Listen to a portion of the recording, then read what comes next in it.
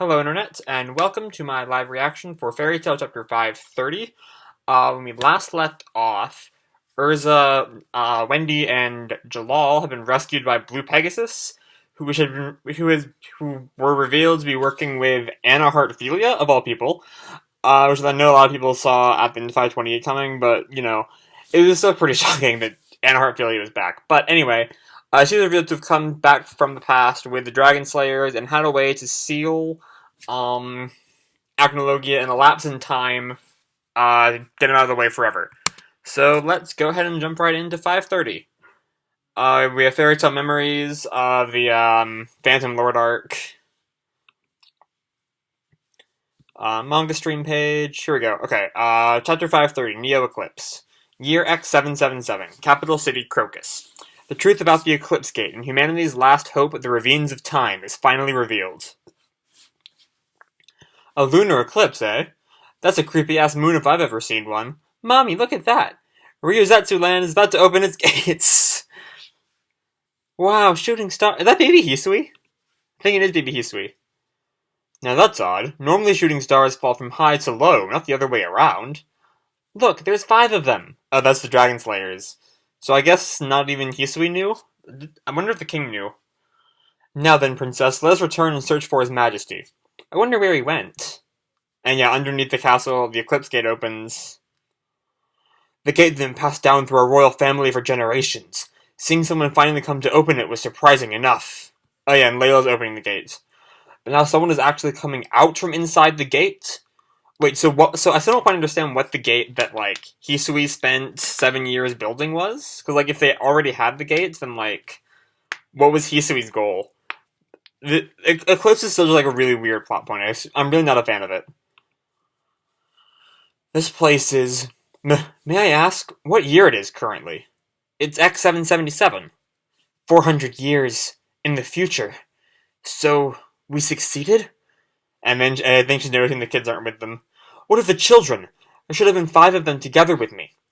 I don't know anything about the children, but when the gate opened, 5 lights went flying outside. Behold, they pierced straight through the ceiling. And that's not good. I mean, we know it all turns out okay, but, So it really was a gate that connected different time periods. Oh, Layla and Anna are talking. You did well in opening it. You have my thanks. To the child of an era in which magic power flows abundant, when the sun and the moon intersect, use the 12 keys to open the gates. I couldn't help but have my doubts, but this book's been passed down through House Heartfilia for generations, long before even my mother's and grandmother's time. Wait, but wasn't— I thought Lucy's father was the Heartfilia, not her mother. So this is just such a— Eclipse makes everything weird. Eclipse just makes everything weird, and it's just frustrating. But whatever. Lucy's mother, Layla Heartfilia. I wrote that very book. The celestial spirit mage who leapt through time, Anna Heartfilia. Wait just a moment. I haven't the faintest clue what's going on here. King of Fiore, Toma e Fiore. In order to connect 2 different time periods, we needed someone to open the gate in this era. My descendants passed on the secret of the gate for generations, and finally, Layla opened the gate in this era. Gotta write in the book that I'm going. Roger that, I'll pass it on. What's in this book? Anyway, gotta pass it on to the next generation.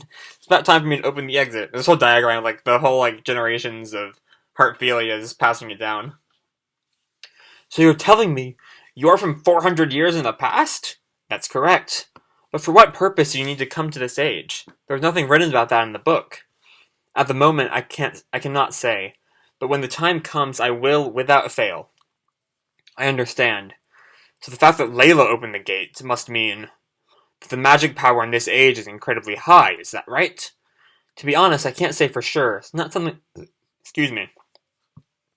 It's not something you can measure with numbers, you see. I just kind of knew. And if I were to say my true feelings, it's about Lucy. I do not want to hand this over to my daughter. Well, that went wonderfully. I want her to be able to live freely, and that's why I chose to end this burden with my generation. You were able to open the gate to begin with because this era is overflowing with magic power. Your decision was correct. I caused many hardships for all of you, your mother and her mother. I cannot thank you enough for everything you've done over these hundreds of years. You've done well. No, not at all. Even in the world 400 years in the future, both humanity and civilization still remain. At the mere fact this wonderful world still exists, I'm beside myself with joy. But, conversely, this could potentially mean that my actions were all meaningless. No, even so I must press on. Wait, what actions are she talking about? Cause what was she do? How is civilization being around make her actions meaningless? Is she gonna turn around to be the villain, or am I just really overthinking this? From now on, it's my turn to do my job. Please return to your family and live happily. That's not gonna work. She's gonna die real soon. Yes. What will you do now, Lady Anna? All things have a proper order and procedure to them. First and foremost, I must search for the children I was separated from. Until the time comes, I can tell you everything. Of course, I shall keep all of this confidential. Your Majesty, could I ask you to destroy that gate for me? Oh, of course. So why did Hisui just build it all up again? I don't know. Okay, it kind of makes a bit... Knowing that, they built... I don't know why she destroyed the gate, but I guess it explains the whole eclipse thing. But anyway, back to our time. But then, before we were able to reunite, Layla passed away. Miss Anna, can you continue from where you left off? Of course. I quickly realized the accident that had occurred. Wait, what? The accident? The abnormal magic that flowed in this era in which magic was abundant. It was devoid of any kind of element, neither darkness nor light, but rather magic of nothingness. Magic of nothingness? Yes. I suppose it would be more accurate to say that it is a magic that had no place in this age. So I began investigating it, and I finally found it. The Ravines of Time. And the ship rumbles again, or they're so shocked to hear about that? Most likely, due to the fact that we crossed over 400 years of time, the natural flow of time was slightly distorted. Perhaps I should refer to it as the very concept of time's tendency to correct itself. And so, a power that completely surpasses our understanding was born. Within the ravines of time is true nothingness. No one can even exist inside it, let alone live. Not even Acnologia. Are you suggesting that we lead Acnologia there and trap him inside? Indeed. But that's... inconceivable. To think that after all these years, these ravines of time existed and no one even discovered them. I hid their existence. Is that space really the ravines of time, as you say? So did they only exist, after after Anna, time traveled? Or had they been there since she left 400 years ago? Because it has to be the former. Because, there's no way she hid them while she was time traveling. At the Grand Magic Games a year ago, the hole that Eclipse opened reacted very strongly. There was no mistaking it. Hole? That's right. Normally it cannot even be seen, and it's only about as big as this orange. But if you so much as touch it by mistake, you'll meet your end. You cannot possibly get out again. Our plan is quite simple, and EGS pops up. We will take a detour around the ravines of time, and lie and wait for Acnologia behind it. And Acnologia, who will be in hot pursuit of us, will touch the ravines of time, and venge for all eternity. Wow, Igia. Okay.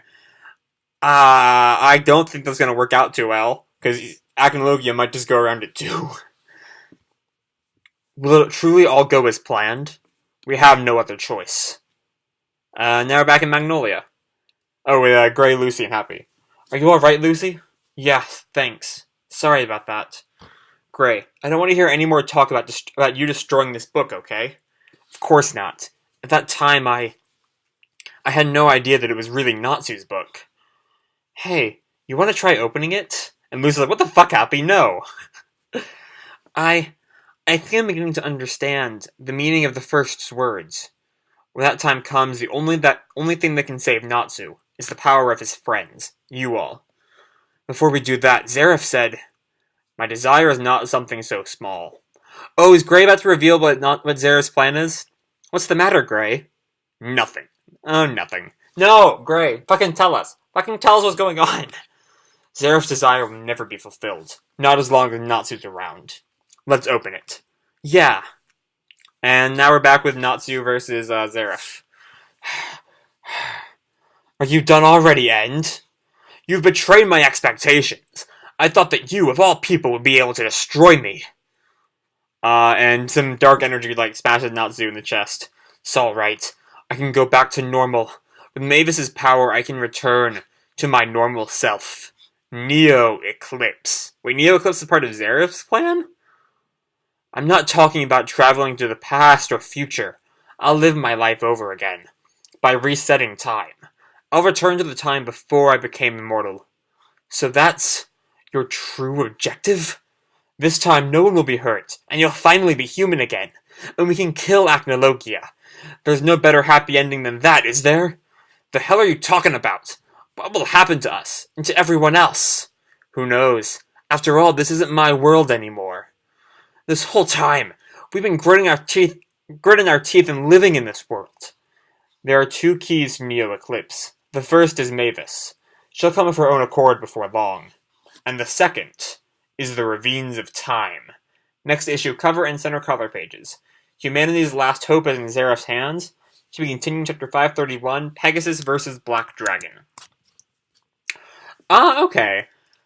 So that chapter, I felt it was a little bit too info-dumpy for my taste at times. Like, Anna's, explanation went on for, 15 pages or so. And Mashima's still having all of his troll powers at play with, just telling us they're about to open the book and not showing it. And, Gray once again knowing Zeref's plan and not telling anyone. It's more Mashima trolling around, like he always does. But other than that, I like the chapter itself. I feel like Anna's plan is not going to work as well as she thinks. I can't imagine Acnologia just, running straight into the Ravines of Time.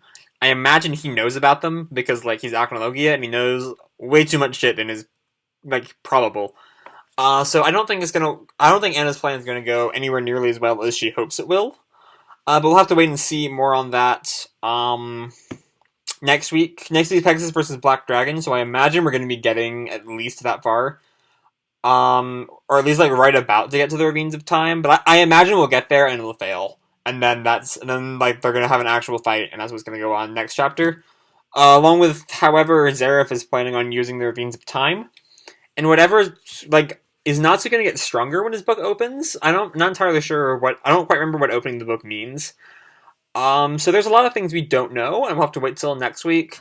I feel like this did clear up some of the things with Eclipse, but it does beg the question, if Eclipse is, long-running thing throughout history, if this is, big secret that only the Acnologias know, I mean, not the Acnologias, the Heartphilias, the Acnologias, there's only one Acnologia, the only Heartphilias and, the King of Fiore knows, how did Future Rogue know about it, and was able to, have Hisui, how is he able to manipulate Hisui to use this thing that had, already existed, but was rebuilding it?